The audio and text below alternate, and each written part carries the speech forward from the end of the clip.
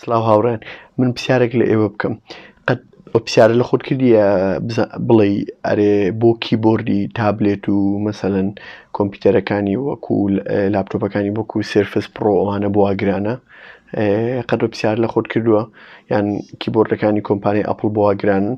تەواان لەو ڤیددیۆیە بۆتان باز دەکەم یەکێک لە کیبۆردە هەرە بەناوبانگ و شازەکان کە تازە دەرچووە، کیبۆردی کۆمپانیای لۆگیتێکە بە ناوی سلیم فۆلیۆ تەچ. تەواان ئەو کیبۆردە بۆ ئایپادی پرۆ ئایپاد پرۆ 11 ئینچە بیتن بۆ جێنەرێشنی یەکەم و دووەم. تەواان تا ئێستا بەس بۆ ئایپاد پرۆ 11 ئینچ دەرچووە، بۆ 12.9 دەریان نەکردووە. بەس لەو ڤیددیۆیە ئەگەر حەزت لێ بۆی بزانی بۆ کیبۆرد بە ئام گرانە، ئەو کیبۆردانە بۆ وا جیاوازن و شازن و خەڵک حەزی لێ ئەو پارە زۆرەشی پێدەداتن لەگەڵ وەش گلەی ناکاتن.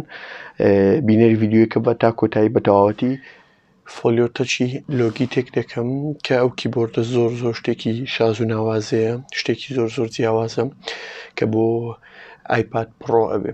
بەس پێشەوەی بۆکسەکە بکەم و بۆتان باس بکەم کە ئەو کیبۆردە بۆ شاز و ناوازەیە، بێگومان ئەو کیبۆردە ناوی فۆلیۆ تەچە لە کۆمپانیای لۆگیتێک و کیبۆردەکە بۆ ئایپاد پرۆ 11 ئینچە بێ بۆ جێنەرێشنی یەکەم و جێنەرێشنی دووەم. جێنەرێشنی یەکەم ئەوەی لە ئۆکتۆبەری مانگی دەی 2010 دەرچوو و زائیدەنیش بۆ جێنەرێشنی دووەم بۆ ئەو ئایپاد پرۆیە دەبێتن کە لە مانگی سێی 2020 دەرچوو. تەواان ئەگەر لێرە تەماشە بکەن کیبۆردەکە باکلێتە هەموو گڵۆپی تێدا، ئەگەر لە شوێنێکی تاریک بتوێ شت بنووسی وەک لاپتۆپ پشتیوە، زائیدەن تراکپادی تێدا شوێنی ماوس و شتیوە، ینی ئەو وەک تراکپاد و ماوس و شتیوە بەکاردێنی. زائیدەن سمارت کۆنێکتەر.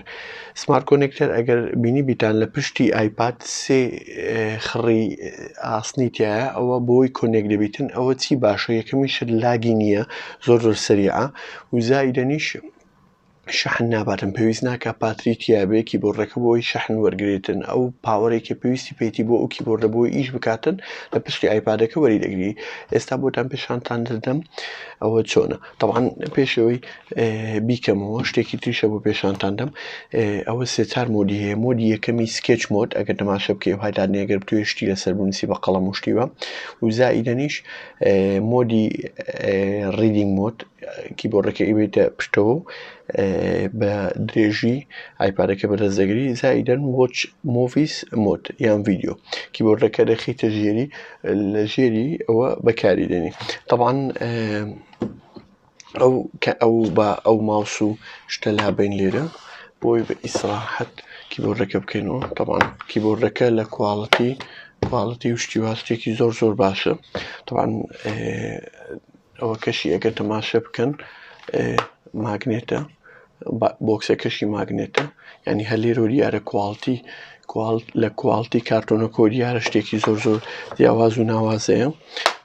تەواان با کارتۆنەکە لایەکدانم. ئەوە کیبۆردەکەیە، کەڤەرەکە مادەکەی وەک فابریکە وەک قوماش وایە. ئەمە شتەکەیتی ئەگەر مڵاحەزە بکەی ئەو پشتەی ئایپادی پرۆی 2020 کامێرەکەی ئەڵتراوایدی تێدا لەگەڵ لایدەر سکانەر. ئەوە لەبەر ئەوەی نەفسی شاسیە ئەو ئایپاد لەگەڵ ئەو، بەس بۆ ئەوی بۆ هەردووکیان ببی لە زیاتی ئەوی کۆمپانیایەکە دووزات دروستکە. تەواان جێی هەر چوار سەماعەکانی دەرچووە و زائیدەنیش شوێنی USB Type-C بۆ شەحنکردنەوە، زائیدەن مایک و شتیوە، و زائیدەن ئەمە هینچیشی هەیە، هینچێکی هەیە ئەو هەدای دەنێ بۆ ئەوەی بەکاری بێنی. ئەوە کە هینچەکەت ئەوە کە لابەر ئەمەشی ماگنێتە، ئەو شوێنی قەڵەمیشە دەتوانانی قەڵەمەکەی سکیورکەی بۆ ئەو هیچی لێنێ. زائیدەنیش کە ئەوە کردەوە ئەوەش کیبۆردەکە. تەواان ئەگەر مڵاحەزەی کیبۆردەکەی بکەی، کیبۆردەکەی باکلێتە. ئێستا کە دەیکەیتەوە ئەوە دەبی فەیس ئایدی ڕووم لێبی تا بیکاتەوە. ئەگەر سێرێکی بکەی ئەوە تراکپادەکەیەتی، تراکپادەکە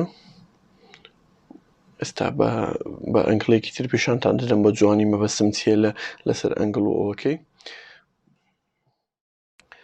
و شتێکی تریشە بویستم پێتان بڵێم، طبعا ئەمە توانی قەڵەمەکەشی وەرابنی شوێنی قەڵەمەکەشی هەیە بە ئیسراحەت و لە هەمان کاتیشدا ئەو کیبۆردە یەک شتی تریشی زۆر شاسە توانی قەڵەمەکەی بخیتە ناوی بەبێ ئەوەی کێشەی ئەوەی هەوێ خەزن چکە ئەوەشی ماگنێتە لە دواوە ئەوەستێ بەس قەڵەمەکە دەتوانانی لە عینی وەختیش قەڵەمەکە شەحنکەی ینی بۆ مۆزۆی قەڵەمی زۆر سکیورە طبعا ئەو کیبۆردە بۆ جیاواز و شازە لە چاو کیبۆردەکانی تر یەکەمیشە تراکپادی لەسرە طبعا ئەو تراکپادە زۆربەی ئیشەکانی پێدەکرێت بۆ نمونە لێرە یوتیوب ستودیو کە ئەکەیتەوە بە تراکپاد بۆ نمونە ئەگەر بتەوێ ئەو ئاپانەی کە کردوتەوە سوایپی دەکەی بە 3 پەنجە لە بینی ئاپەکانەوەی کردوتەوە و زائیدەن ئەگەر بتوێ بچیە هۆم 3 پەنجە بۆ سەرەوە وەگەر بتوێ بچیە ڕیسێنت ئاپ مەسەلەن بۆ نمونە ئەو ئاپانەی کە کردوتەوە دانەیەکیان هەڵبژێری بە 2 پەنجەش هەر سوایپە لە هەموو ئەوەکان بۆ نمونەگەر بینە سەر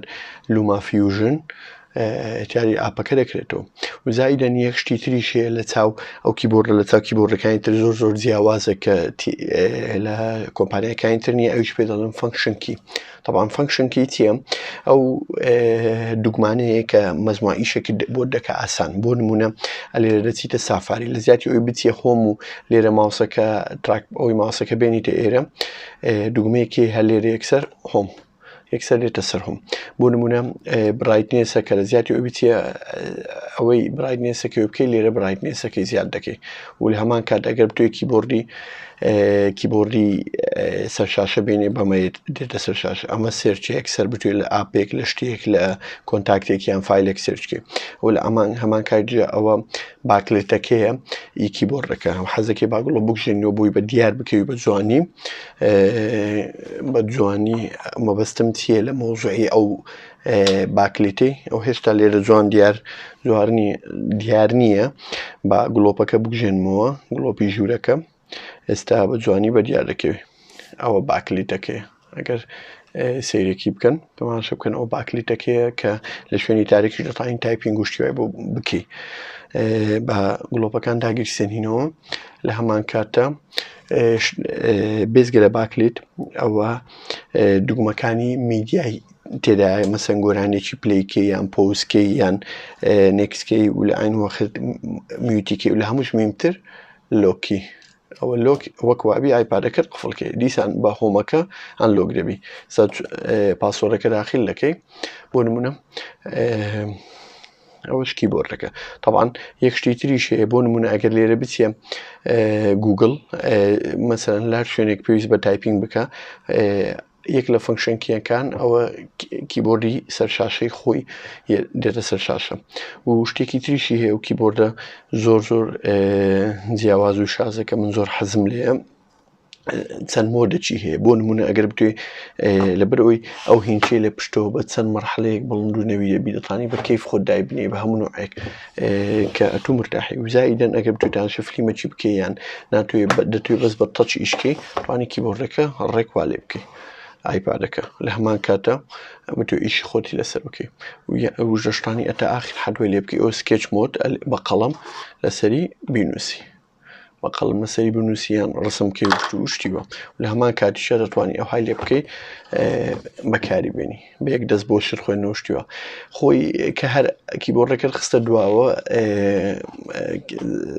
خۆی ئەوەیە ئەکوژێتەوە ینی ئیش ناکاتن و یەک شتی تر هەیە ئەوە کە زۆر شازە ئەو کیبۆردە نرخیشی زۆر گونجاوە لە چاو ماجی کیبۆردی کۆمپانیای ئەپڵ لەبەرەوەی ماجی کیبۆرد لە کوردستان نزیکی سەیر دەکاتە $330 ئەوە لە ئەمەزۆن ئەگە بیکری بە $159 دەکڕی بە بێپارەهێنانەوە تقریبا نیوەی سعری ماجی کیبۆردە و بۆ شەتێ ماجی کیبۆرد دووسێ شتی هەیە لەمە باشترە یەک لەوانە ماجی کیبۆرد کواڵەتی نووسینی کیبۆردەکەی باشترە و زائیدەن دیزاینەکەی تۆزێک جیاوازانەیە ئایپادەکە تۆزێک لەسەرەوەی و لە هەمان کاتیژیان شوێنی USB-چی هەیە ئەلێرە بۆ شەحنکردنەوە بەکاردێتن دەتوانی ئەو کات USB-کەی تر بۆ هاڕوشتیوە بەکاربێنی و زائیدەن دەرهێنانی ئایپادەکە ئاسانتر و سووکترە ئەگینە ئەو کیبۆردە لە هەموو شتێک بە من لەو باشترە و ئەو لە ناحەیە پرۆتێکشن و پاراستنی زۆر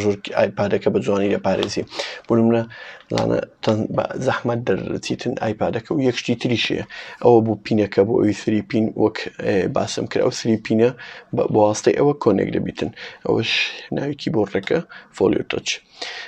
بە هیوای ڤیدیۆی تازە ئەو هەر حەزم کرد ئەوەی یەکەمینم بوو، ینی ناڵێم ڕڤیو، بەس ینی وەک تازە بەدەستم گەیشتەوە ئەو کیبۆردە، هەر ئەمڕۆ یەکەم ڕۆژە وتم هەر لەگەڵ ئێوە شێری کەم بۆی تەجروبەکە بزانم ئێوەش بەدڵتانە یان نا، چونکە بەعام کیبۆردی باش لە کوردستان کەمە.